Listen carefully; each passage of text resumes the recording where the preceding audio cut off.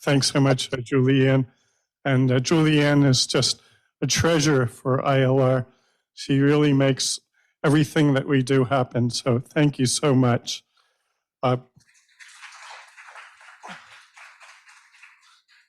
And unfortunately, we've gone to a stage where we are in hybrid status for all of our programs. Happy to see so many people attending today in person, but we do have participants that are online. This is a class that focuses on many different issues over the six weeks, but two of them deal with Ukraine, and we're very happy to have Jerry Kirkpatrick returning to participate and lead some of ILR classes. And he's a longtime stalwart of Institute for Learning and Retirement, and we wore him out, but he's back. We're glad that he is. He has a lot to say about international affairs, international legal affairs, and particularly this part of the world. So Jerry, come on up.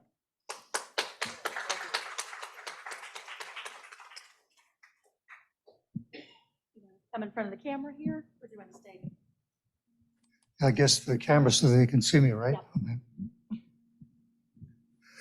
Well, thank you very much, Rick and Julianne, and it's a pleasure to be back. What you want to see today is a recorded presentation, but because of the uncertainties of COVID, Dick Martin was kind enough to record the program so that we would be sure to have it, regardless of how the COVID situation developed. So we're in the hybrid format, and that's great.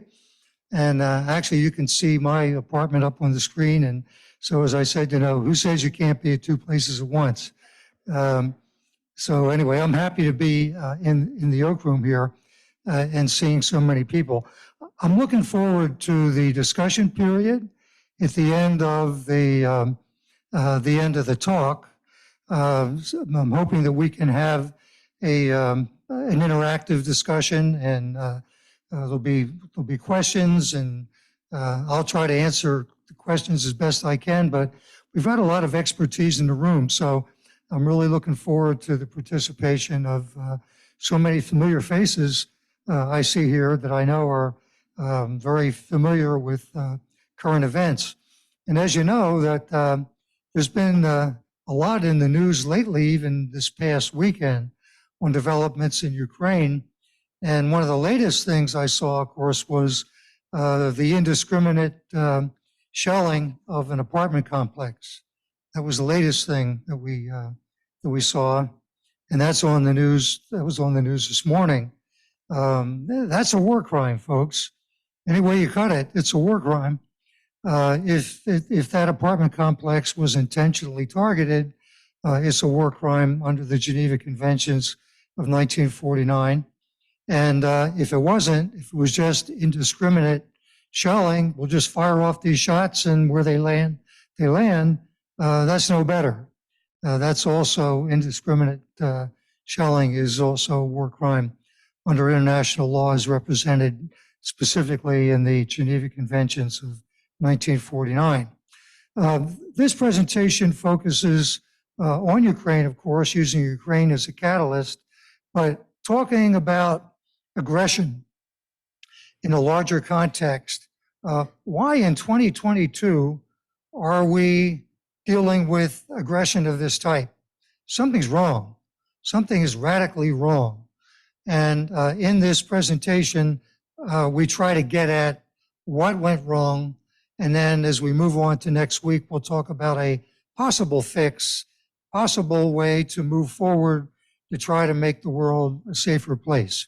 So with that, if we could go into the recording, Julianne, thank you. Hey, just a reminder to remain muted.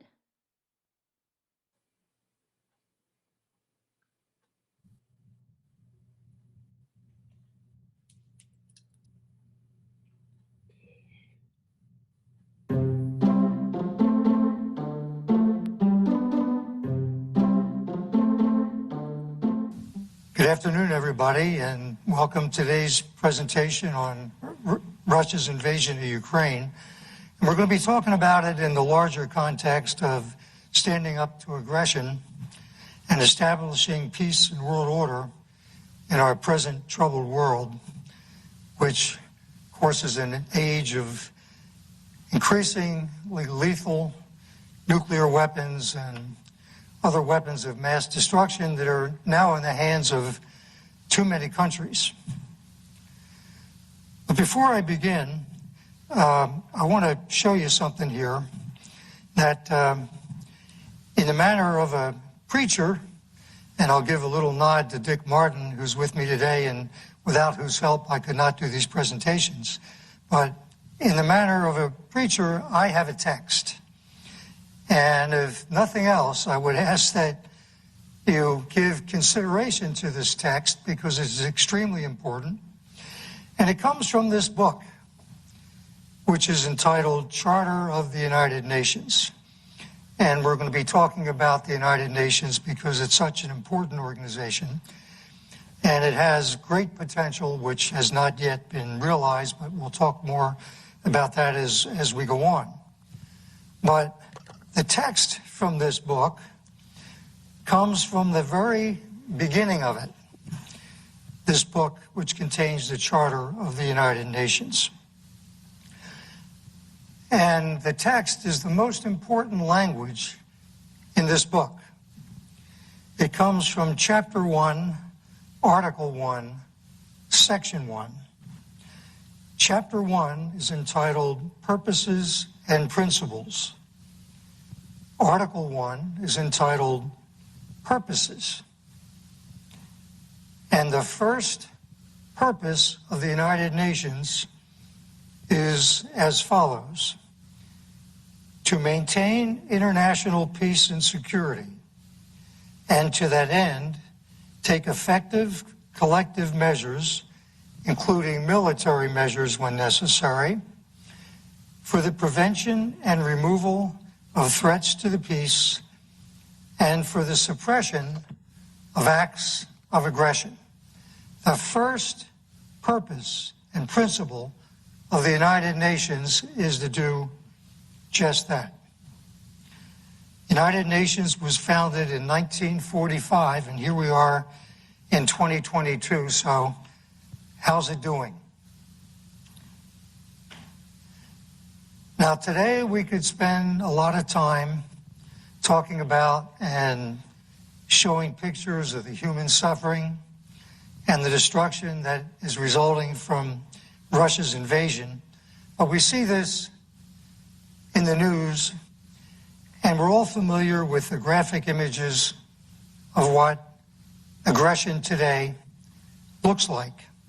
So we're just going to show a few depictions of it, and then go deeper into the concept of aggression, and importantly, perhaps most importantly, why it is so difficult for the community of nations to do much to deter it and stop it quickly when it occurred. Now, I just want to read something to you. Dag Hammarskjöld is probably the most well-known and popular of all the secretaries general that the United Nations has had. And at the end of his term, he gave a speech to the General Assembly, and he said, quote, "Still, in many ways, the UN remains a flawed body. The built-in limitations of the UN body hamper its ability to live up to the Charter." So now let's just take a few minutes here and look at just a few depictions of what aggression looks like in our present day, 2022, in Ukraine.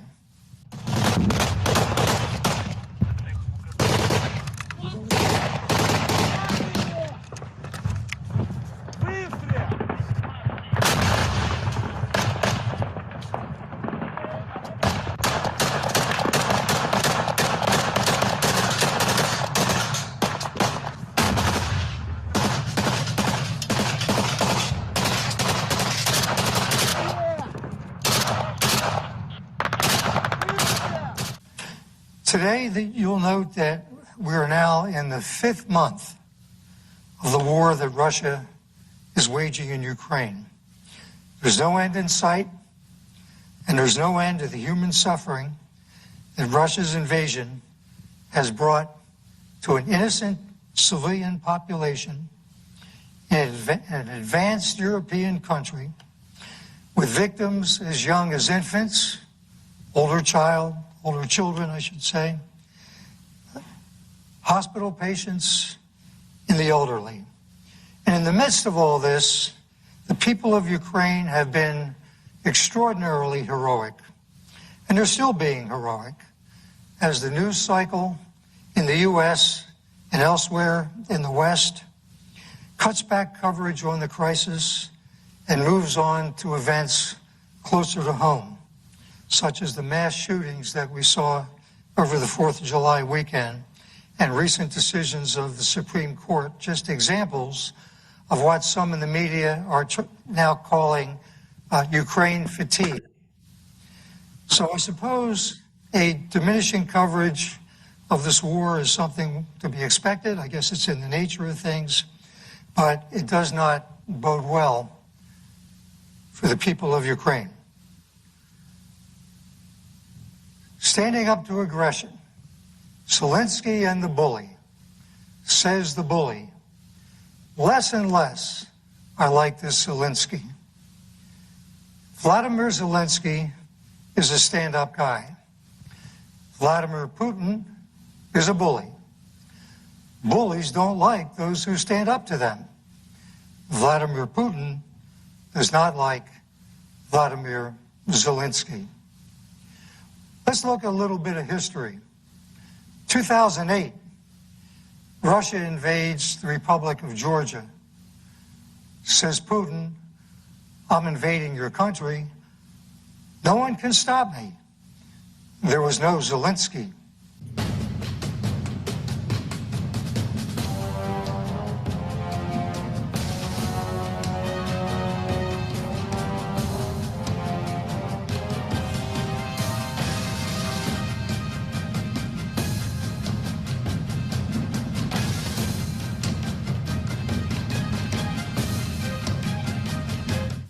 Let's move forward. 2014, Ukraine. Russia invades. Says Putin, I want Crimea. I'm taking it. No one can stop me. Again, there was no Zelensky. Now, if you look at Crimea, this is Crimea, at the tip of Ukraine, it is not a small territory. It's the size of Switzerland, the size of Belgium, it's the size of the Netherlands, and it's larger than the small American states. It's larger than Massachusetts, it's larger than Rhode Island, it's larger than Connecticut, it's larger than New Jersey, it's larger than Delaware, it's larger than Maryland. Just to give you an idea of the size of the territory that Putin seized and annexed to Russia. And at that time, there was nobody to stop him. And what did the rest of the world do? Nothing.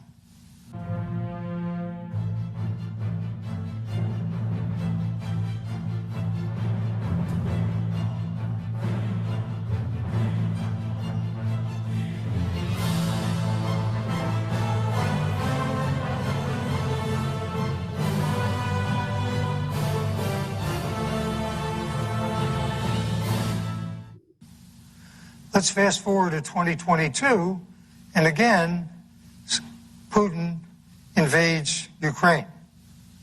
And he says, I'm destroying your country and I'm taking your land, and no one can stop me. But, no, you are not, says Zelensky. And then says Putin, who is this Zelensky? Less and less I like this Zelensky. And this is an interesting map because, again, here's the whole country of Ukraine, and you can see the size of Crimea. And we'll be talking about this portion of Ukraine here. These are the two regions in Ukraine which which Putin is very anxious, again, to seize and annex to Russia.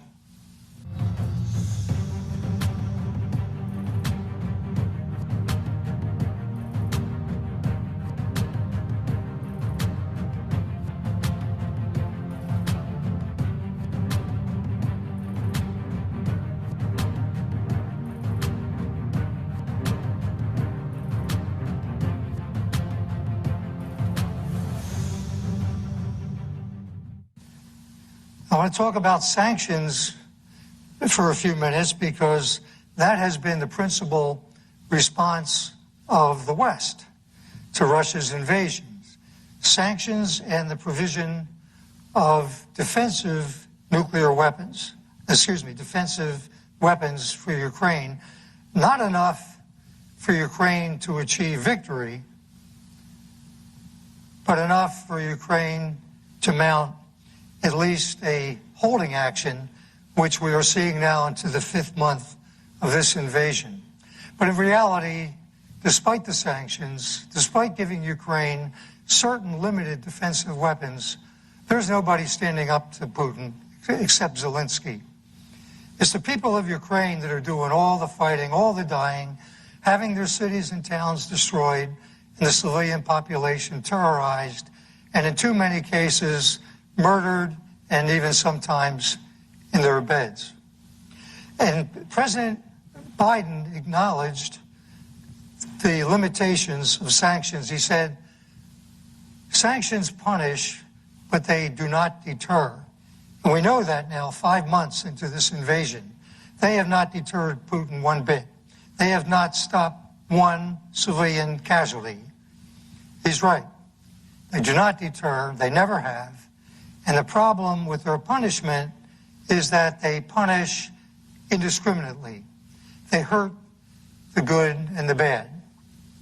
So despite Zelensky's pleadings, despite Russia's continuing attacks that have killed and continue to kill innocent civilians, again, including children, hospital patients, the elderly, nobody is engaging in direct battle against Putin except Zelensky. And we want to focus in this presentation on why that is happening. Well, the answer is it's happening for a variety of reasons. Depending on the country involved, they'll tell you that their own particular national interests are not being directly affected, so, they can't do anything. And in some cases, they will tell you that they even have some respect for the bully. And in others, they have dependence on the bully. For example, for energy, for oil and gas. And that these dependencies and these other considerations are greater than their national interest in stopping Putin's destruction and the plunder of Ukraine, the weaker neighbor, and the murder of its population. So in short, they weigh their own national interest more heavily than they do in achieving world peace and order through the rule of law, because it all comes down to politics. It comes down to the will of the people. So what we're seeing now, though, is not the way it was supposed to be after World War II. I read to you the first purpose of the United Nations. The United Nations was established at the end of World War II, and its purpose was to establish a new system of world order that was going to guarantee the peace. And this new system of world order was put into place largely by the United States. But this new system hasn't worked. In modern times, peace and world order have been elusive, largely due to the ideological and political divisions among the major powers, principally the permanent members of the United Nations Security Council. Now, these are the same powers that were supposed to be keepers and enforcers of the peace. In the present conflict in Ukraine, action by the Security Council to confront the aggressor and suppress its invasion was blocked by the exercise of the permanent member veto by the aggressor itself. The aggressor itself was in a position to block any action against it by the Security Council. And if this isn't a compelling reason against a failed system, I don't know what it is. Because the idea behind the Security Council was that in the case of aggression or grave threats to the peace, the Security Council could rush in, call upon all the members of the United Nations to collectively take immediate action, including military action, to confront the aggressor and restore peace and order. Now, this was done in the case of Korea in 1950, and we'll be talking about that more later, and again in 1990 when Iraq invaded Kuwait. But this time is different. Say the leaders of the community of nations, including President Biden and Anthony Blinken, his Secretary of State. We can't engage Russia directly because Russia has nuclear weapons, and Putin has threatened to use them if he himself feels threatened. So we're very limited in what we can do. And to that I say, really? This is a very disingenuous argument because, as Blinken himself noted, quote, things would be different if Ukraine were a member of NATO. What he meant was that under Article 5 of the NATO treaty, the NATO members would intervene directly and confront Russia, despite Russia having nuclear weapons, were Ukraine a member of NATO. So they're hiding behind the lack of a specific treaty obligation, and in this case, it is simply not in keeping with the principles of the UN Charter, of which the United States was the principal architect. So nuclear weapons aren't really the issue, but the lack of a treaty obligation, which, by the way, is subordinate to the principles of the UN Charter, is the issue, and it provides cover for the U.S. and other major powers to choose not to confront Russia's aggression directly. So here we are. But here's the problem. With such thinking, we can never achieve the promise of the UN Charter, that is world peace. Never, because too many leaders and their foreign affairs pundits who advise them, and these are the same people that teach in universities, they work in the think tanks, and they publish in professional journals such as this.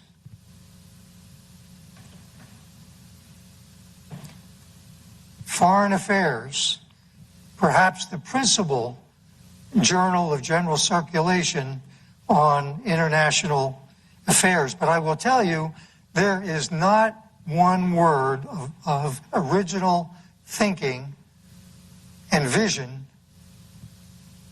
in this particular issue, which is the July-August issue, but in any issue. And that is because so many national leaders and their foreign affairs pundits who advise them can't even envision it, and so it can't be done. The risk of standing up to the bully is too great. You read any article in a journal such as this, and you will see article after article on the division of the world. Democracy against autocracy. The U.S. now against Russia, but principally more against China. Division, division, division. Nothing about coming together and achieving world peace. But let me show you how complicated this is for Ukraine, because this is interesting history, and I think it's important to understand how we got to where we are with Ukraine being in the position it's in vis-a-vis Russia. Prior to 1991, Ukraine was part of the Soviet Union, and it had on its territory the third largest stockpile of nuclear weapons in the world. And when the Soviet Union was disbanded in 1991, Ukraine inherited these weapons, making itself a formidable nuclear power. In 1994, under pressure from the major powers, Ukraine agreed to destroy its nuclear weapons and join the Nuclear Non-Proliferation Treaty known as the NTP. Now, as part of this arrangement, and the major inducement for this arrangement, Ukraine, Russia, the UK, and the US signed a memorandum known as the Budapest Memorandum to provide Ukraine security assurances in exchange for Ukraine giving up its nuclear weapons and then joining the NTP as a non-nuclear state. But here's the kicker. In the present circumstances, the security assurances given to Ukraine are virtually meaningless because of the way the major powers wrote the assurances. What Ukraine needed at the time was a good lawyer, and apparently it didn't have one. Now here is the language from the Budapest Memorandum that provides the assurance that Ukraine got for giving up its nuclear weapons. And it's in quotes. The Russian Federation, the United Kingdom of Great Britain and Northern Ireland, and the United States of America reaffirm their commitment to seek immediate United Nations Security Council action to provide assistance to Ukraine as a non-nuclear weapon state party to the NPT. If Ukraine should become a victim of an act of aggression or any object of a threat of aggression, here it is, in which nuclear weapons are used. So what did Ukraine get in exchange for giving up its own nuclear deterrent? The answer is not much, if anything. First, there's no security assurance at all unless nuclear weapons are used against it, either by threat or actual attack. So Ukraine has lost its deterrent value and its standing as a powerful state. Second, in the event of nuclear threat or attack, the only obligation of Russia, Britain, and the U.S. is to, quote, seek immediate Security Council action. Well, how good is that? Because it can be blocked by the permanent member veto, and of course, Russia would be sure to exercise its permanent member veto. Or China could, if it wanted to. So here's Ukraine, stuck between the proverbial rock and the hard place. Had it not given up its nuclear weapons, Ukraine would have at least as many nuclear weapons as Russia, which might have deterred Putin from invading the country in the first place. Now, we don't know, but we can say with confidence that it would have certainly given Putin some pause. So in the present conflict, Ukraine gave up its nuclear deterrent and has no security assurance at all. The risk of standing up to the bully is too great. Now, none of the present national leaders and the pundits who advised them was an adult in 1945, and they can't imagine what it was like to have experienced the unprecedented horrors of World War II and the determination to ensure that such human tragedy and destruction would never happen again. And why is this important? Because this is exactly what the vision of the victorious Allies at the end of the war had in mind, and it can be the vision again in 1922, if we have the will to make it so. Of course, no one wants nuclear war, but standing up to aggression by a nuclear power does not mean nuclear war necessarily. Nuclear war is not inevitable. Now, what helps with coming to that conclusion, and that is something I can show you here. This is just one example. In any conflict, as is noted by the ancient Chinese warrior and philosopher Sun Tzu, the potential for escalation must be managed through a combination of diplomacy and limited military action to telegraph the intent of the opposing party. Now, here's a little book by Sun Tzu. It's called The Art of War, and it contains the great master's teaching, but he's not the only one. He's not the only one. These teachings, including Sun Tzu's, are still being taught today in military academies and war colleges throughout the world, including our own. In every military educational setting, conflict management is a big part of the curriculum. And that's what this little bullet is getting at. The potential for escalation must always be managed through a combination of diplomacy and limited military action to telegraph the intent of the opposing parties. And that's what the Allies had in mind when they created the United Nations in 1945, particularly the Security Council. They knew that they couldn't always prevent aggression, but they wanted a credible and overwhelming means of confronting it and then quickly restoring peace and order in the world should aggression occur.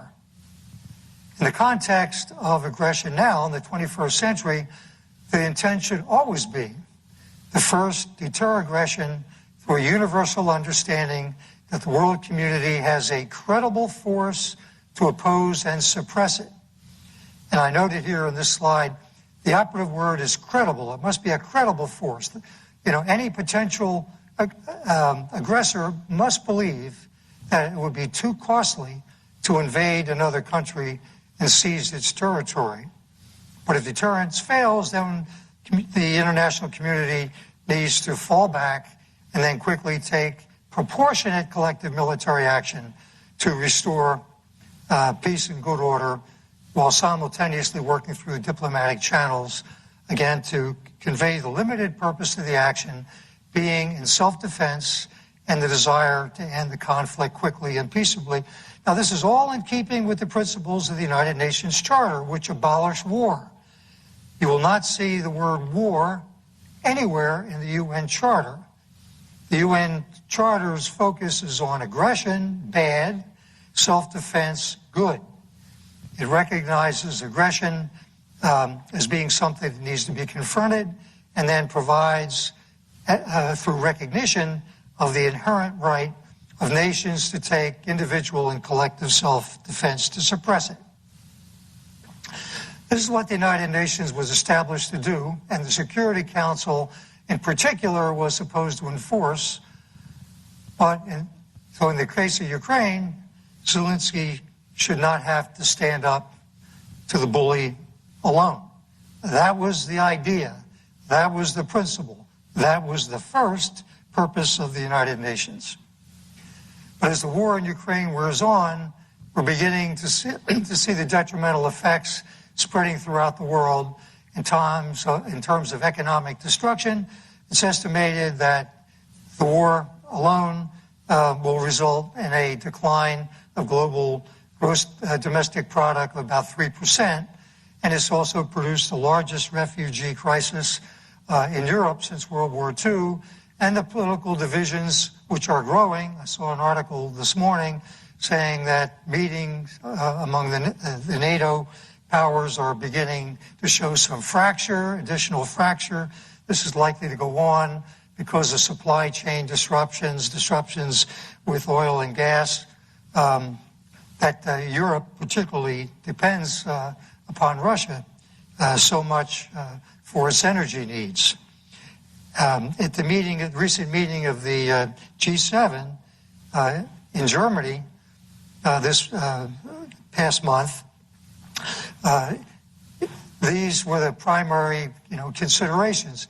How do we all stay together given the disruptive nature of the sanctions plus all these supply chain disruptions, and how long can we hold on? So, and that, of course, is all what Putin's hoping for. He's fighting a holding action, and he's hoping that the NATO initiatives against him will weaken. Russia's invasion of Ukraine shows the urgency for the world community to act in a united way. And nations and people prosper only under the stability provided by the rule of law, equally applied to and by all countries, big and small alike. The alternative is world chaos, with violence, intimidation, insecurity, human suffering, occasioned by endless wars and violations of human rights. It's hard for a society of civilization to prosper when it's being constantly disrupted by war, by violence. It's the same as the stock market being where it is today. How can you have a viable and growing stock market and a viable and growing economy when there exists a large degree of uncertainty and war and disruption and violence and all these things, intimidation, insecurity, contribute to the disruptions which cause the uncertainty, which cause problems with societies being able to function and thrive. So far, sustained world order has been elusive, but in the 21st century's nuclear age and technology-enabled weapons of increasing mass destruction, the need for the international community to find the strength and the political will to confront aggression and maintain good order is compelling. That goes without saying. But fortunately, both the UN Charter and customary international law provide a framework from which to begin, but only if the international community collectively has the will to use it, and that has been the problem. And for many reasons we noted, it has not. Now, the impetus for change is not likely to come from the major powers. Instead, it's more likely to come from the smaller countries of the world, the bulk of the world's nations, setting aside their differences and collectively asserting pressure on the major powers to join their initiative. And the forum for achieving this could be and should be the UN General Assembly, which I characterize as the New England Town Meeting. It's where the 193 countries that are members of the United Nations, and that's virtually every country in the world, come together and they can have their voices heard. They can speak their piece. Now, the UN General Assembly is not a legislature because there is no world government. The UN is not a world government. The General Assembly is not a legislature, but it is a town meeting where consensus can be formed, and that's important. The reason the world has lacked sustained peace and good order is quite simple. It's because the major powers have either not found it in their interest to achieve it, or in the alternative, while they might desire peace and order, they have been unwilling to assume the economic or political cost of achieving it. And that's the latter that we're now seeing in Ukraine. And we've seen in that country since 2014, when Putin invaded, he seized and annexed Crimea, and he fomented a war in the eastern part of the country that's still raging today, and the powers that had the ability to stop it did not do a thing. They did nothing. But this was not the case in Korea, and as recently as 1990, was not the case when Iraq invaded Kuwait. In this state of affairs, and with action in the Security Council blocked by the aggressor itself, and no enforcement action coming from the General Assembly, Russia has invaded its neighbor with impunity, causing mass destruction, death to its civilian population, and created the largest refugee crisis in Europe since World War II. Since the end of the Middle Ages until 1945, every war between established countries was fought over territory, including both World War I and World War II. Between 1816 and 1945, a nation state disappeared from the map of the world every 3 years on average due to invasion of their territory. Now, why is this important to notice this? Because it's very clear when you read the founding documents of the United Nations and all the speech making and all the memoranda that came out of the conferences during World War II, starting in 1943, they talk about this. They talk about this, and this is what they want to put a stop to. And this is all part of the impetus leading up to the founding of the United Nations. Their capitals were sacked by invading armies, their populations were massacred, and their territories were annexed. All this was very much on the minds of the Allied leaders who established the United Nations in 1945. Indeed, the impetus for the United Nations was to ensure that this very thing could never happen again. But here's the rub. The United Nations, like many charters and constitutions, orders a study in contradiction. On the one hand, it abolishes war as a concept and it prohibits aggression while recognizing an inherent right of self-defense. But on the other hand, due to compromise after compromise, this was the elephant created by committee, okay, it contains provisions that, if read narrowly, ensure its inadequacy to keep the peace. Now, I don't know if I mentioned this or not now, but I talked about Dag Hammarskjöld being probably the most popular Secretary General of the UN. And in his speech at the end of his term, he said, in many ways, the UN remains a flawed body. The built-in limitations of the UN body hamper its ability to live up to the Charter. I did mention this at the beginning, but I wanted to emphasize it because of these contradictions. And the Charter language does contain provisions that, if read narrowly, ensure its inadequacy to keep the peace. Because of the way it was established, the UN has not been able to live up to its promise of ensuring a world at peace. Despite the first purpose of the United Nations, as listed in the Charter, being to, quote, maintain international peace and security, and to that end to take collective measures for the prevention and removal of threats to the peace and acts of aggression, the structure of the organization ensured its paralysis from the beginning. Despite the lofty ideals expressed in the Charter, the Allies were unwilling to give up their individual power in determining how the new organization would function. In 1945, it was clear that the U.S., Great Britain, and the USSR, who were the victorious allies, were making all the rules. They were the major powers at the end of the war, and they were the architects of the UN, and they were essential to its creation and continued existence. What that means is there could be no UN without these major powers. And this is important to note. They earnestly believed that together they had the power to enforce peace and order in the world. They were sitting at the top of the heap. They were the victorious powers. There was not a country that had power anywhere near to their level. And they felt that, listen, nobody can start any trouble without our ability to rush in and put a stop to it. And that was their thinking.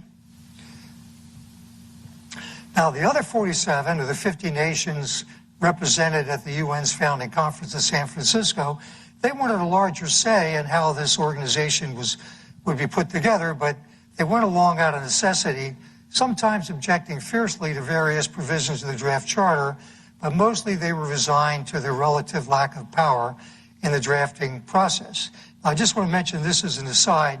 50 nations in existence in 1945 represented in San Francisco at the UN founding conference, 193 nations members of the UN today. Why is that? Well, that's because of the end of colonization. The difference is made up by all the independent countries that did not exist in 1945. They were still under colonial rule. To the big three, the US, Great Britain, and the USSR, the Security Council was by far the most important organ of the new organization. Why is that? Because, again, you have to go back to that first purpose to achieve good order and world peace. They were determined to control it. They were determined that they were going to control the Security Council, and they did so, or they provided for their doing so by establishing the permanent member veto. Now, there's some interesting history surrounding this development. The permanent member veto was insisted upon by Stalin as a condition for the USSR joining this new organization. Roosevelt was not in favor. He went along because he felt it was more important to get Stalin on board. So he said, yeah, we'll concede on this. Churchill was more in line with Stalin, while Roosevelt felt that the more countries that became heavily invested in the Security Council, the better it would be for maintaining world peace. Churchill knew that the days of the British Empire were numbered. He knew that, rule Britannia was coming to an end. And he did not want countries such as India, Malaysia, and Indonesia, which would be newly independent, to have important influence. He was a colonial kind of guy. He was not happy to see the looming end of the British Empire. But on the other hand, the U.S. was not interested in being a colonial power. In fact, The United States had promised the Philippines that at the end of the war, they would grant it independence, which they did on July 4th, 1946. So in the end, when the charter was finalized, the permanent member veto was in, but as we shall see, the charter contains a safety valve. And as we shall see, a strong argument can be made for collective military action, even apart from the charter, under customary international law. Now, this safety valve came about because, again, there were 47 other countries represented at San Francisco. So you had to give them something. So they came up with language that they first proposed and later put their foot down and insisted be in the charter, and we will take a look at that as we move on. Because this is where we're going to end this week, and we'll pick up the discussion next week. So this is a good time for discussion among all of us and for any questions any of you might have.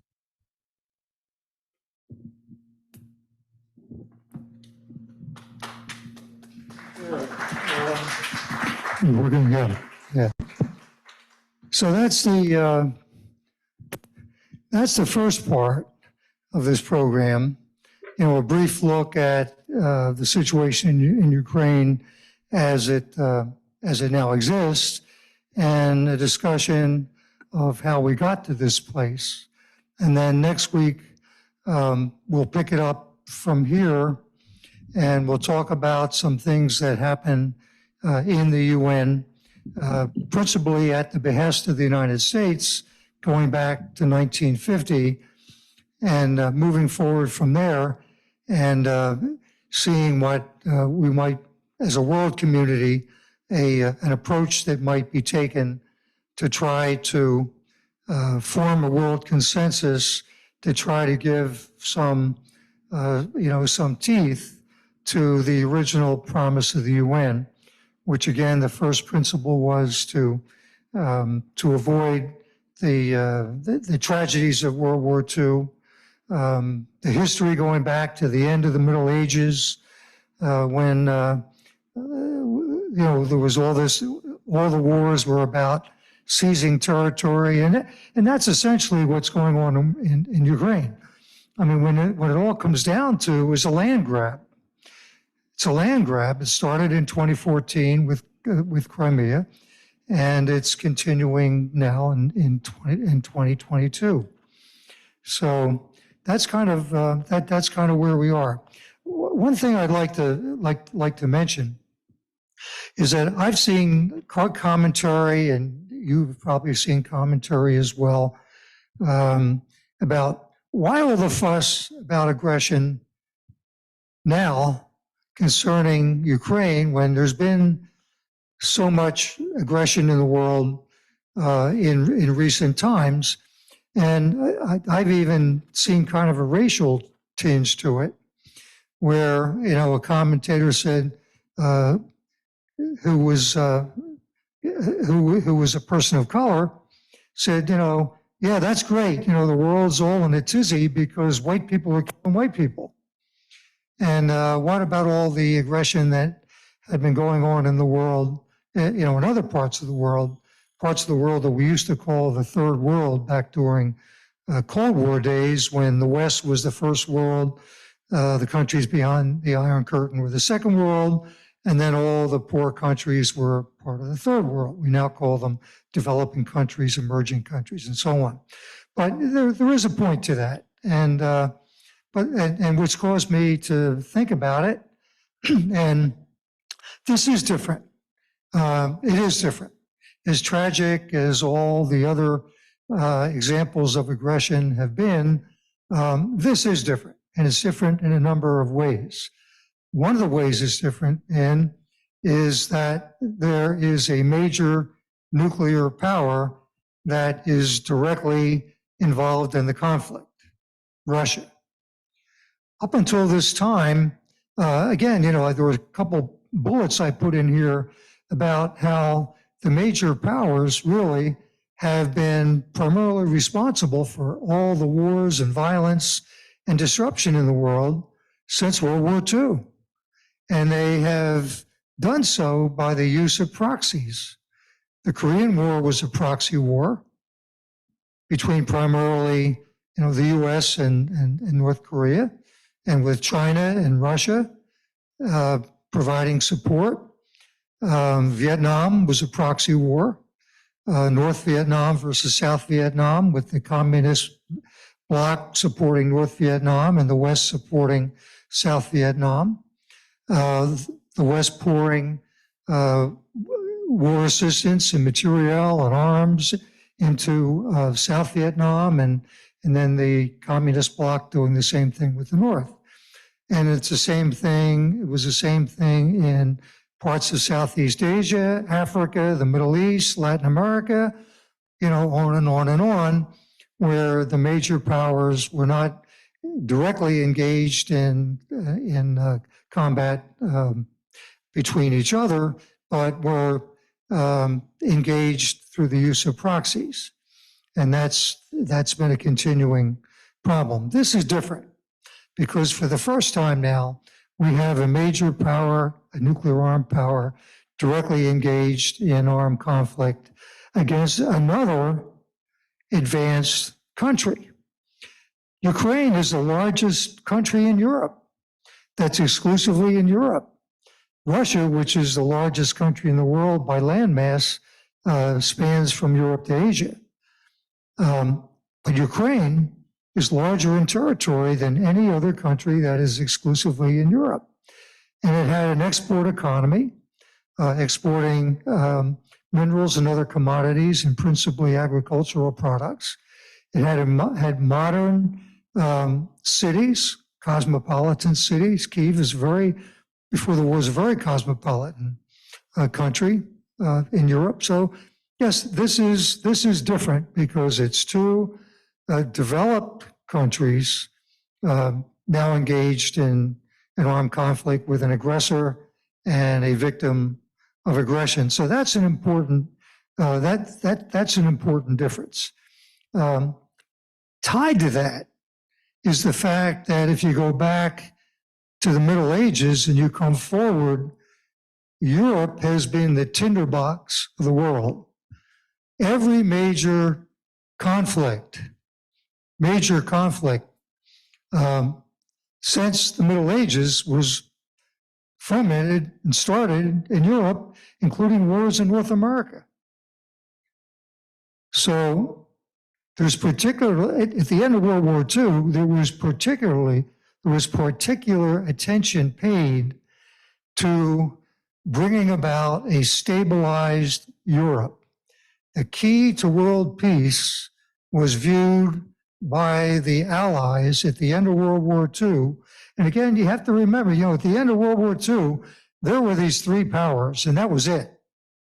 There wasn't any country in the world that even came close to having the influence and the wherewithal of determining world events other than the United States, Great Britain, and the Soviet Union. And actually it was the United States, because both Britain and the Soviet Union were on their knees. They were done, had it not been the United States that kind of, pulled their bacon out of the fire. So it was really the United States, and the United States was the principal architect of the United Nations in this whole system of world order that existed up until February this year. So that's kind of, where we are. So these differences are important. And Jerry, could we move to questions? Yeah, we're ready. Yes, we can go to questions now. Did you have one, Rick? I have one on Zoom from Sarah. She says, "Great talk. Thank you. Can Putin be accused of genocide?" Can Putin be accused of genocide? You can walk out there. Okay. Julian said I can step out in front of the group here. Okay. I don't know. Genocide is the intentional slaughter, elimination of a people. Is that Putin's aim? Is he trying to annihilate the Ukrainian people? We haven't really seen real evidence of that. Again, I want to go back to, and I'd be happy to entertain anybody who has a difference of opinion on this, but I really do see this as a land grab. This is a land grab as I see it. Not so much, genocide, wiping out the Ukrainian people, but bringing them to heel, grabbing the land, and then bringing the Ukrainian people into Russia's orbit. Okay, and that's different than genocide. Richard? A brief question, because I think one of the big rubs is no party wants to put their troops in harm's way by by backing up Zelensky directly. They will do it with arms, but no bodies. So I don't remember their blue berets were very active earlier in the UN assembly, especially when there would be some uprisings in Africa, the UN, and they had a direct military group associated with the UN that managed these particular blue berets. So there was some evidence of past acceptance of a group of military people that represented the UN in the past. Why is that lost now? Okay, thank you, Richard. Did everybody hear his question? He's talking about the blue berets, and that's because UN peacekeeping forces wear the blue beret to show that they are operating under UN auspices. There are UN peacekeeping forces today. There's a group called the something like. It's a peacekeeping force in the Sinai that was established after the first Arab-Israeli War in 1967, and it's the UN force of peacekeepers and observers or something, and they are still active in the Sinai today, and there are peacekeeping forces in various countries in sub-Saharan Africa that are doing the same thing. But these are peacekeeping forces. Now, I'll get ahead of myself a little bit because we're going to be talking about this next week. But I just want to throw out there, the Uniting for Peace resolution is very, very important. It's going to be the backbone of our discussion next week. It's called Uniting for Peace, Uniting for Peace. And it was a revolution. It was a resolution that was enacted in the UN General Assembly at the behest of the United States back in 1950, when Korea was starting to bubble up and it became clear that something was going to happen. Something was going to happen on the Korean Peninsula. And so the U.S. started making proposals for a force which Dean Acheson, who was the U.S. Secretary of State at the time, called a peace patrol. And he wanted the UN to form a peace patrol. And he put forth that resolution, and it kind of, evolved into Uniting for Peace at over the very strong objection of the Soviet Union. But it was the General Assembly where there was no permanent member veto. And the resolution passed, and Uniting for Peace was established. And under Uniting for Peace, these various peacekeeping forces were established. But they were not combat forces. See, that's the difference. They were peacekeeping forces. They were armed, and they are armed to this day, but the members of these peacekeeping forces have weapons for their own self-protection. And you may remember, you've probably seen them on the news from time to time, their vehicles are always painted white. And, they'll have the UN logo on them. They're always painted white because they're not there as combatant forces. They're there as peacekeepers trying to keep the sides apart. So that's their role, and we'll talk about that next week. But there has never been any, again, I'm getting ahead of myself, but there has never been any combat action under Uniting for Peace going back to 1950. There now have been 11.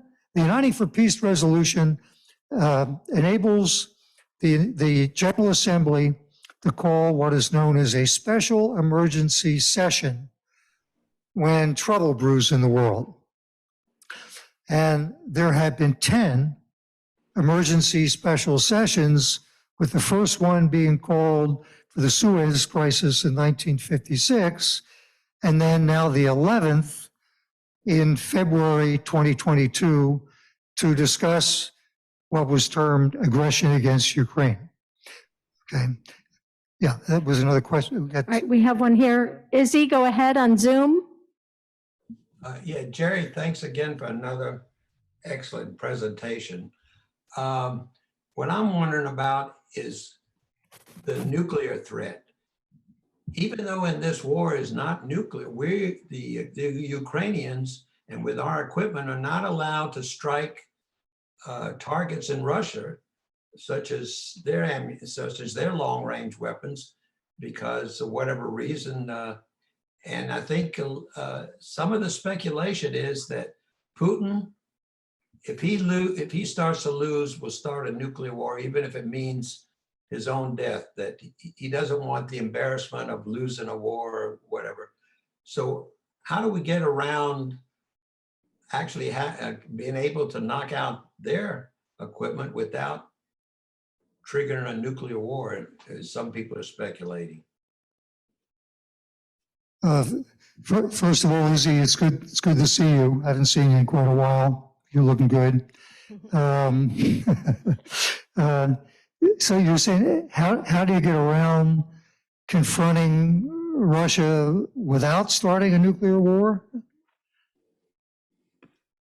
Yes, I think that people are speculating that if we go beyond, even in a non-nuclear war, attacking Russia's equipment in Russia, that's somehow is a rule that is not allowed, and that might trigger a nuclear war, and that Putin wouldn't care even if he lost and got killed, because he would be safe. If he lost this war, he wouldn't be able to save face, so he's willing to go all out. And so the threat is that we don't want to do too much in triggering Putin to go all out. Yeah, I think what is getting at is this whole escalation issue, and certainly it is a concern. I mean, nobody wants to start a nuclear war, but again, how can you ever achieve world peace if any country that has a nuclear weapon, and now there are many countries now that have nuclear weapons, including India and Pakistan, for example, okay, have nuclear weapons. How can there ever be world peace if you cannot stand up to them? That means any country can simply hold up a nuclear weapon and say, I can do anything I want and you can't stop me. That is an untenable situation. So I think you have to get past that. You have to get past that in your thinking, and you have to look, I think, broadly, deeply and broadly at the same time, in the sense that what would Russia gain by starting a nuclear war? It would mean the end of Russia. It could likely mean the end of the world. I mean, is that what you do? You go from, for example, what we're seeing now in Ukraine to total world annihilation? And you go just like that? Is that likely how things are were to play out, because if that's the case, and the world community believes that that's the case, then there's no hope. There is simply no hope.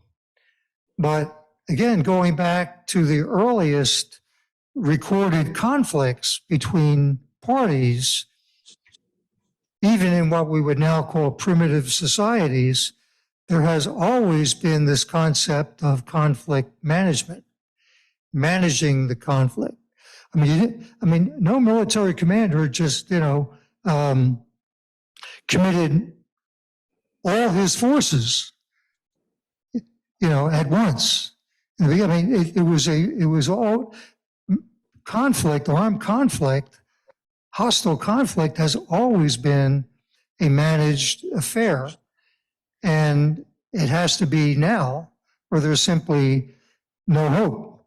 Because if Putin were to mount a credible threat, and credible is the operative word here, and says, if one thrust of an attack crosses my border into Russia, I'm pressing not only the nuclear button, but the big one.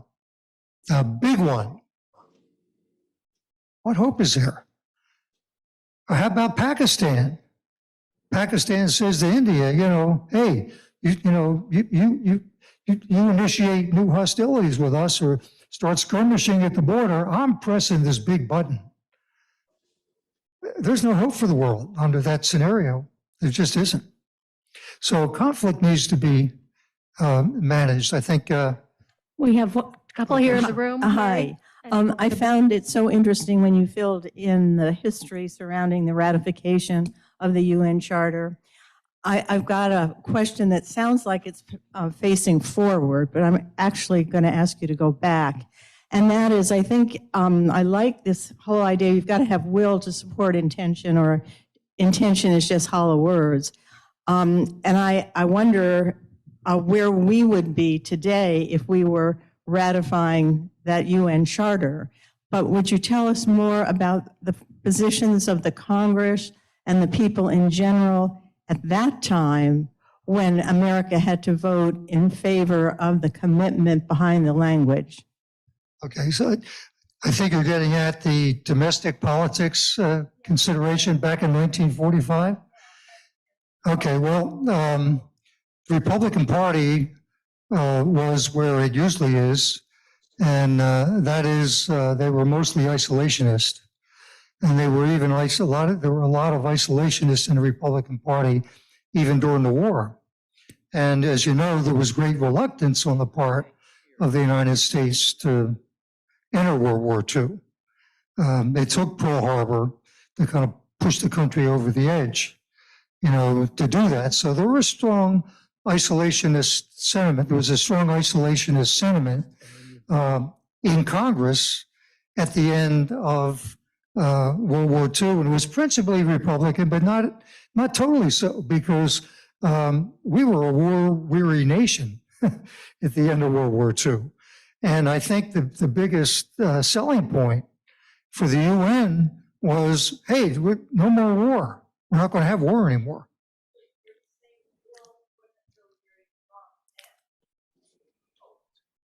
It was a hope. Well, yes, it was. Yes, it was a hope, but there was some strength behind it, because again, you had the big three. You had the three most powerful countries of the world saying that we're going to put together a regime that is going to ensure peace and tranquility from now on. And the idea of the Security Council was, a little brush fire erupts over here, we have a force to go in and put the fire out. And that gets back to what Richard was saying about reluctance of countries to commit their troops to actually engaging Russia in Ukraine right now. Okay? That wasn't the sense at the end of the war. That was not the sense at the end of the war. There was a willingness to do that, but it was going to be a shared responsibility. Every country was expected, all the members of the UN, and that was every country then and every country now. There were a couple countries like Western Sahara. There are only like 3 countries that are not members of the UN. Okay, and Western Sahara is one that comes to mind. And one of these republics that emerged out of Yugoslavia is another one. Bosnia Herzegovina, or one of those. But the idea was it was supposed to be a world effort. Every country was supposed to commit something to the best of their ability, given their limited national resources. They would commit. Now, again, I'm getting ahead of myself for next week, but the countries that had the greatest military competence were expected to be the tip of the spear, so to speak.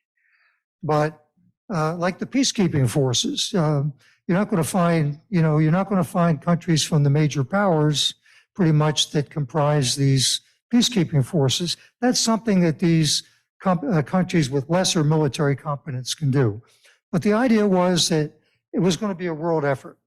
And the UN was going to watch over and say, okay, here's this little brush fire over here. And then you rush in and put it out. And again, the emphasis is always on diplomacy and restoration using minimal force and self-defense to restore peace and good order. Yeah. Oh. Again, thanks very much, Jerry. I'd like to add my thanks to everyone else's. Always enjoy your insightful international views like this. My question is this. What prevents the UN from calling an emergency special session and saying, enough, this is done? The Ukrainian airspace is closed. Any Russian plane coming in will be shot down. Russia will get out. We're done. And in particular, what I want to know is, what effect does the permanent member veto have on that? Okay, thank you, Bill. I'm going to have to get engaged in a little bit of discussion here. So nobody has to come back next week, because I guess I'm going to talk about those questions that's forcing me to talk a little bit about next week. Okay. There have been, as I mentioned now that we have 11 emergency special sessions that have been convened under Uniting for Peace. Okay. The latest one being aggression against Ukraine. Okay. What we saw in with regard to this Russia's invasion of Ukraine, first, the situation came up in the General Assembly. The issue was first raised in the General Assembly. The General Assembly did exactly what the Charter told the General Assembly to do, and that is the General Assembly, we're back in February this year now, the General Assembly says, oh, this is serious, we have to refer it to the Security Council. So the matter was referred to the Security Council. A resolution was proffered in the Security Council for the Security Council to take action against Russia. First of all, not rushing in with arms, but rushing in with cease and desist. Go back across your border into Russia, withdraw all your forces. And the resolution had all the declarations and, understandings and demands. We demand you do this. We demand you do it. Russia exercised its permanent member veto. That's it. Over. So now it's back to the General Assembly. The General Assembly then was seized with the problem of aggression against Ukraine. So the resolution was proposed in the General Assembly, but it didn't go so far as calling upon the member states to provide a military force to suppress Russia's invasion against Ukraine. It had all the declarations, all the demands, everything you could want, with the kitchen sink in there. All these usual, we deplore this and we deplore that and we demand this and we demand that. That was it. That was it. So that's the effect that the permanent member veto had on Russia's invasion of Ukraine, is Russia was able to stop any action in the Security Council by exercising his permanent member veto and threw the ball back to the General Assembly, where it still is. Because this is a continuing emergency session, has not ended. It's still alive. And they're still talking about it. You can go on the UN website, and I'm sure there's speech making today, there's speech making, all last week and last month, and everybody's all upset, but that's it. Talk. So, well, we'll see next week that I believe there is. I believe there is, but again, it comes down to political will. You got to have the will to do it. Getting back to Richard's question, countries have to be willing to commit their forces. And one of the things I talk about is not making is to avoid making unreasonable demands on the major powers. They shouldn't have to be, just like Ukraine, Zelensky and the Ukrainian people should not have to be doing this on their own. No, the major powers need not do this on their own. And interestingly enough, if you follow military developments that are taking place around the world now, interesting things are starting to happen. NATO is working together like it hasn't worked in years and years and years. There are military forces in the Baltics that are exercising. There's forces in Germany and Poland have been beefed up. There are heightened naval exercises in the North Atlantic and the Baltic Sea and the Mediterranean to the extent that haven't taken place in years. And the interesting thing is, as Richard's pointing out here, with participation by countries that never bothered before. Now they're bothered. Now they're bothered because they say, hey, this is getting pretty close to home. This is hitting pretty close to home now. The Baltic states are an example. Poland is an example. Okay, and now you have Finland and Sweden saying, hey, maybe this NATO thing ain't such a bad idea. Maybe we ought to be part of that. So these are interesting developments, I think, that if they continue, will have an important effect. I see Elliot in the back. A question. First of all, great presentation. Thank you. Right now, the United States contributes about $11 billion a year to the UN.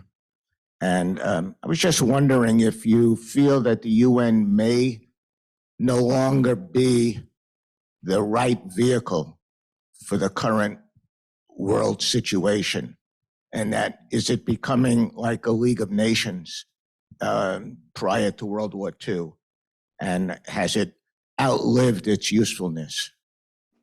Well, thank you. I'll just tell you personally, I don't agree with that. Well, I didn't say I agree with it. No. I mean, just asking.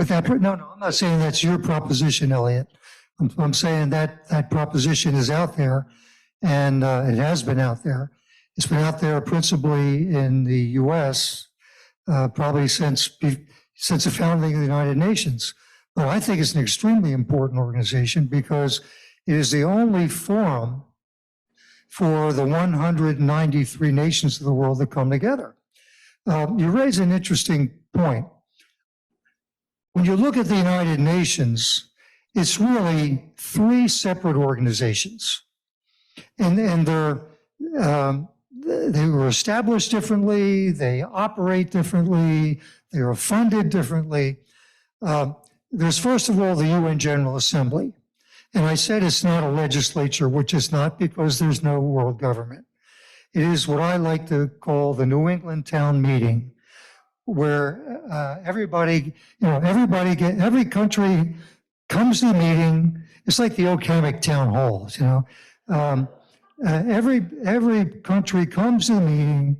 The smallest country on the face of the planet has, under international law, is equally sovereign with the largest. Under international law, every country in the world is equally sovereign. And every country has sovereign powers. And the one thing, let me just digress for about maybe a minute and a half. International law is not like any other law because there's no sovereign to give it. International law is what the nations of the world come together and say it is. That's how international law is created.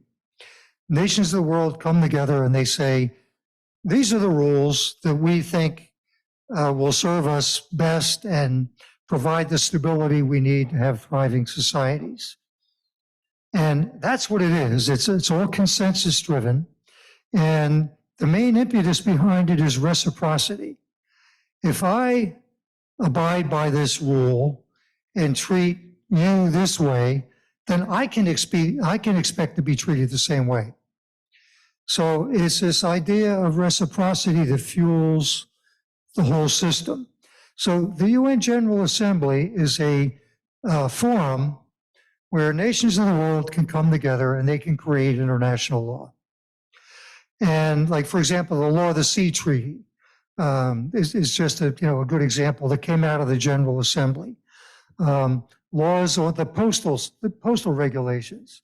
You can go to the post office if you're on 34th Street, and you can present a package over there and have it delivered in Zimbabwe. Now, how does that come about? That doesn't just come about. There's an international postal treaty. Okay, or you get on an airplane and you're going to be handed off, say on an international flight around the world or across the world, you're going to be handed off from controller to controller to controller to controller until you reach your destination. And guess what? Every one of those controllers is going to be speaking English. And every international air crew is going to be speaking English. Why? Because of the Civil Aviation Treaty. That didn't just come about. Okay, so all these things came about, and I just threw out a couple examples there. Standardization of patents. Why will a U.S. patent be recognized in, South Korea or Vietnam? Yeah, I mean, why? Because of the International Patent Treaty. This stuff just didn't, happen out of thin air. The United Nations is the forum that created all these things and continues to do so. So that's the UN, the general body where a country like Namibia can come and its representatives can be heard, right? Okay. Think of the United Nations as all these disparate moving parts, and you got to get them all together to do something, right? So it's hard because every country will first and foremost follow its national interest. It will.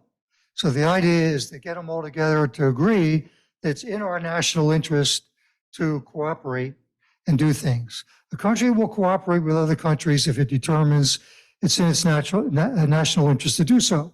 If it determines it's not in its national interest to do so, it will not cooperate. And that's just the reality of it. Kenny, did you have a question back there? You can get the microphone. Okay, before that, real quick, there was one question here on Zoom from Alice. Is there a possibility to make an exception to allow Ukraine into NATO? Do you want Zoom first? No, I just asked it. Is there a possibility to admit Ukraine into NATO? Say again. Am I saying it wrong? Alice, go ahead. Just Hi, my Alice. question. Hi, Jerry, and thanks again. This presentation was excellent. Is there any remote possibility that an exception could be made, and because of the circumstances, Ukraine could be admitted to NATO? Given the world political situation, I would say that's very unlikely at this point, because that was one of the big kind of bones of contention in this whole thing. Because Putin was concerned that he saw Ukraine moving toward the Western orbit, and Ukraine he considered it a buffer state, and I think. I think it's very, very unlikely that NATO would admit Ukraine under these circumstances. I think that's a concession that would be given to Russia, that for Ukraine to essentially be a neutral buffer between Russia, and the West. That's the way it looks now, and I don't see anything on the horizon to change it, at least for the foreseeable future. Yeah, is it Hi, Jerry. Thanks. Kenny? Just to go back to that idea of pushing the big button, I want to point out that there are small buttons, that there are tactical nuclear weapons that can be fired from an artillery piece, can be put in a briefcase and be put in a certain place. We had them in the Fulda Gap days that seemed to me a great deal more probable than the big button. Russia would fire a 2-kiloton weapon into some place and say, okay, you can roll over now, or there's more where that came from. Additionally, there are chemical weapons and biological weapons in the Russian inventory, which we have neither of, other than decontamination kinds of things. So there's a lot of interim steps before we erase the human race right out. Yeah, Kenny's point goes back to this escalation issue. And again, this is all part of the larger context of conflict management. Were Russia to decide that it just felt absolutely compelled to launch a nuclear weapon, it would most likely be a battlefield weapon, a tactical nuclear weapon. But the danger, of course, would be what that triggers in terms of possible escalation. So once you open the door to that, Kenny, this was your field. You may know, you probably know a lot more than I do about it. I'm not aware of the use of any nuclear weapon after Nagasaki. Has there been any during the Cold War? Were there any exchange? No. Okay, Kenny's not aware of any either. So there has not been the detonation of a nuclear weapon since the two that were dropped on Japan in 1945. So this would be a monumental breach of a threshold for Russia to even launch a battlefield nuclear weapon. And then, of course, Kenny mentioned other delightful possibilities, such as chemical or biological weapons. Again, if you were to open up those cans of worms, again, that would be another monumental escalation, and who could tell where that goes? Because we still have them, and other powers do as well. So it would be terrible. I mean, it would be walking back civilization, to open up these conflicts to either nuclear or biological or chemical weapons, because we at least have moved away from those since 1945. Richard? Oh, I'm sorry. Destruction is the old concept of what would keep a nuclear war down was the mutual destruction. Is that hypothesis dead and gone, or is that still a viable alternative to nuclear war? Richard's question is about the deterrent of mutual destruction. That worked all during the Cold War. And of course, Russia was the principal power of the Soviet Union. It was the core of it. And all the policy making came out of Russia.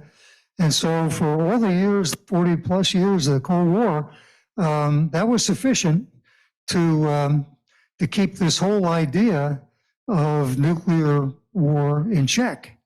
Does it still work? Was Richard's question. I would say it's all in the mind of Putin. It's all in the mind of, it's all up to him. And that's really kind of this whole idea of not standing up to the bully, and I guess this is where we can end here.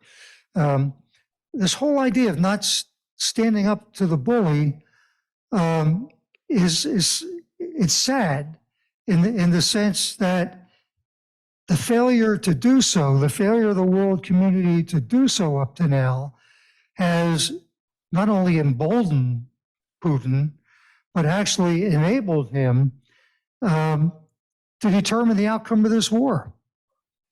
You know, he's in the catbird seat. He's going to determine how and when this ends.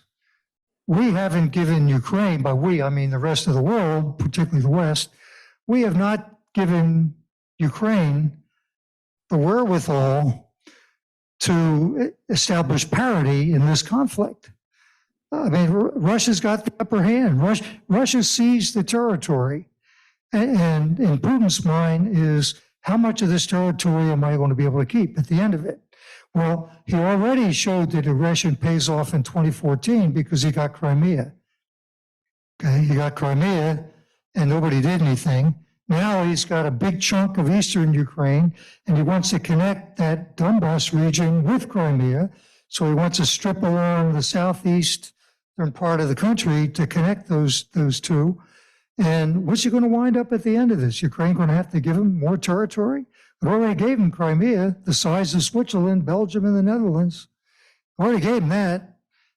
So yeah, aggression pays, and he's in the driver's seat. So I guess on that note, we can end, and I want to thank you all very much for your participation. And Jerry's coming back next week. Please save any questions that you have for today for next week. And I'm sure you'll have more next week as well.